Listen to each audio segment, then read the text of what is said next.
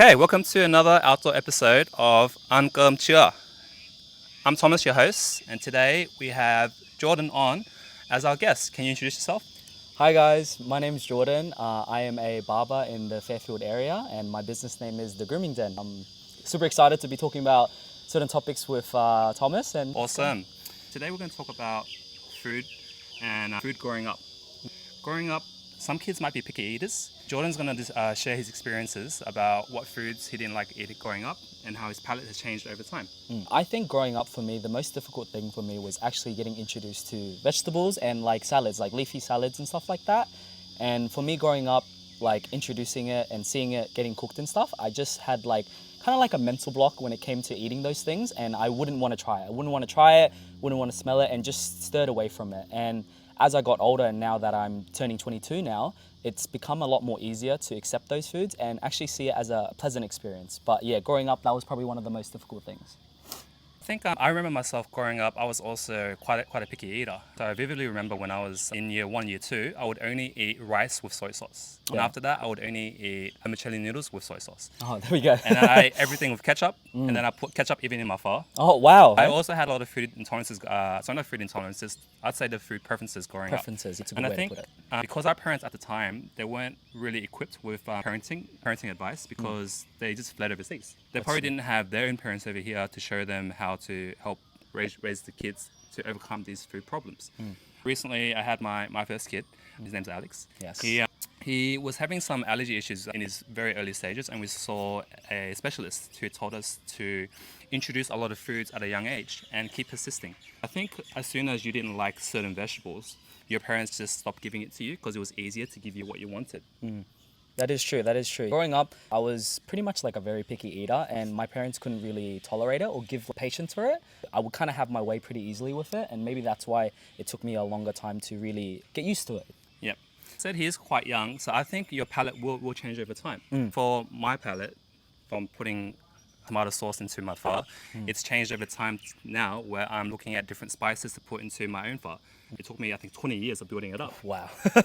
That sounds like you've only been alive for 20 years. So you're going to build it over time. Yeah. All right. Now you're trying to get more vegetables into your diet as an adult, right? Correct. Do you feel that you're still not getting enough veg? You could still get more 100%, places? 100%. Even though that now that I'm at this age and I'm more willing to try vegetables and I know that I need to eat vegetables, I still don't incorporate them as much into my diet because maybe it's just comfort. I'm lazy and I don't think that I really need it. But obviously now that I'm older, I know that my gut health is very important and something that I should really take into account. I think it's really good that you're looking at your gut health so early into your 20s. I know I was not considering my gut health at all until I was into my late 20s and into my 30s. I think a very early reminder of how important gut health is a lot of parents, once you turn above a certain age, I think 55 or 60, you guys get a package sent from the government to your house. And your parents they do a test of your colon and a test to see if they have stomach cancer or not, which is pretty big in Australia where people can get stomach cancer.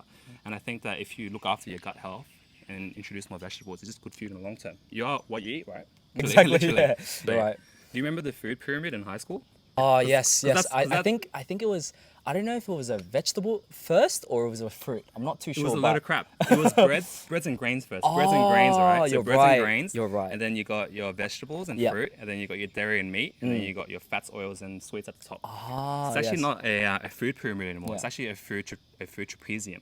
So Okay. you're meant to be consuming a lot of meats, proteins, and a lot of fruit and veg, and then still grains as well. Okay. So it has to be in moderation. I think the food pyramid was pushed by a lot of companies to sell more cereal, to sell more breads and that. So it right? actually wasn't actually it wasn't that good. for us. I think Jordan was showing me before. He think it might be it might be having a food. I thought I had like a food disorder growing No, up. I don't think it is. It is a food disorder. I think it's more of just preferences because people are allowed to choose what they enjoy to eat, what you don't enjoy to eat. Everyone has their food preferences. I think you just got to expose yourself to more food slowly over time to develop your palate. 100%. As opposed to coriander. So a lot of people who don't like coriander, that's actually something inside their DNA that makes them hate coriander. Yes, you So were talking about that. Yeah, I think for you, it's more of that you just probably haven't been exposed to it enough yet. You just try it more and more later on. You might enjoy it, you might not enjoy it, but then that's just how you develop your palate, right? That's right. All right, I think that's everything on my list. Now I'm gonna ask my five key questions for Jordan. Yeah. My first one is, what was your favorite childhood meal? My favorite childhood food growing up was banh mi ấp la. Oh, Yes. I remember as a kid eating that every single day. I could eat it every single day. I would always be asking my mum to cook it for me. And when I first went to Vietnam as well, my first trip with my parents, that was the first thing I ate, and I just fell in love with it ever since. wow. Bánh mì ốp la for the non-Vietnamese people again. It's basically a bread roll with a fried egg. So Yes. it's very humble. You can have scrambled egg, you have fried egg. Your parents made it for you here in Yes, Australia. yes. There's some variations. Have you had bò nè yet? Yes, Bò I've, nè? I've had You the like one, that? Yes, So- I really do enjoy that. I just think it's very overpriced here. It is, of course. Oh my God, Australia, right? Yeah, man. Bò nè is a hot plate where they serve pate, eggs, and a bunch of veg or whatever you want, and you dip your bread in it, and it's a morning dish. Yes.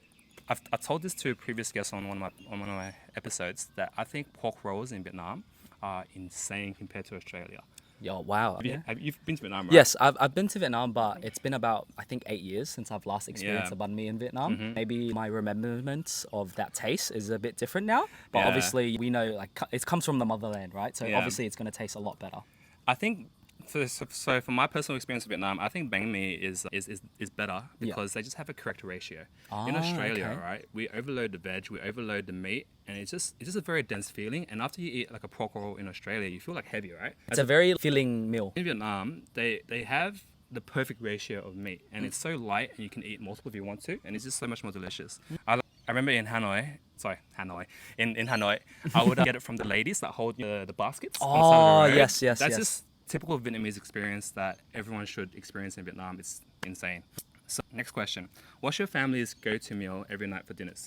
Go-to meal. Like every average night. meal every night. Average meal every night would probably be hủ tiếu Nam Vang.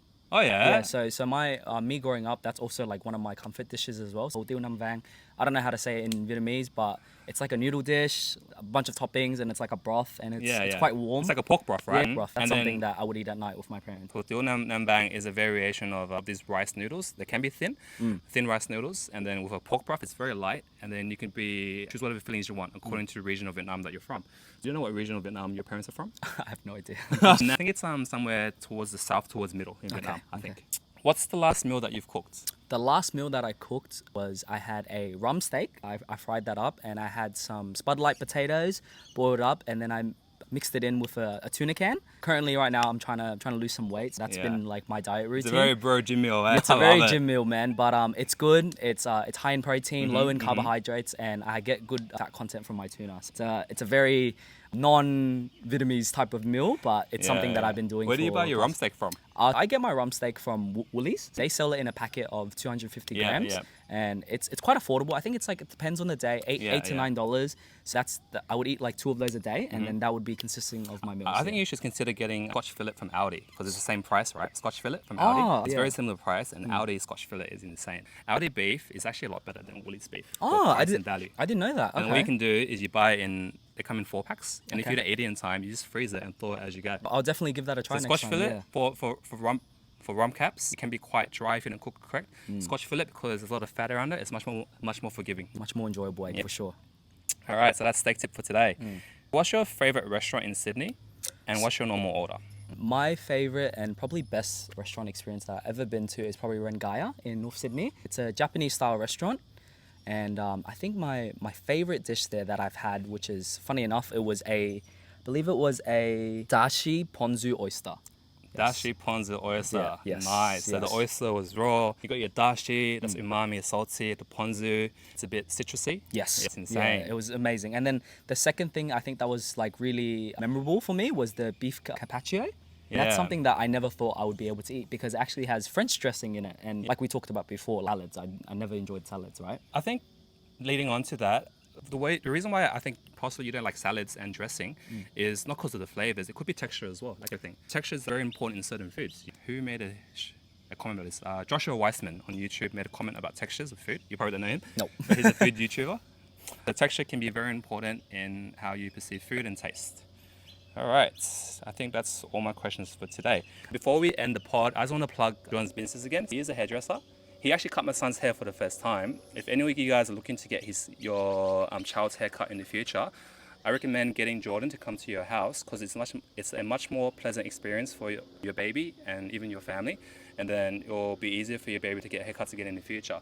Jordan, what happens if a baby goes to an unfamiliar environment to get their haircut for the first time? The first two things that will happen is that the baby's going to get a lot of anxiety and a lot of pressure because obviously new environment, a lot of people, a lot of loud noises, and as we all know, a barbershop tends to be very, very busy, very, very loud environment, and there's going to be a lot of people that are very unfamiliar to that baby. That's going to cause a lot of stress to the baby and obviously a lot of crying. And we all know that our kids growing up going to get a haircut at a regular barbershop out there has never been a very easy experience. And as a parent, you hate to see your kid crying and in distress, especially when it's something that should be a comfortable experience, in my opinion. I think definitely going to someone that is willing to drive into your house, bring some toys maybe, and in the comfort of the baby's own home is definitely going to help the experience and not make it as traumatizing as it can be. I can vouch for that. Jordan's cut my son's hair for the first time. It took 12 minutes, which is insane, right? And then I think being at home, familiar environment, having me and my wife there, being able to distract the baby helped a lot with Jordan, and it's a very pleasant experience. 100% recommend. Yes. All right, thanks for coming on. Thank you. Appreciate it. That's it. Peace. That was good.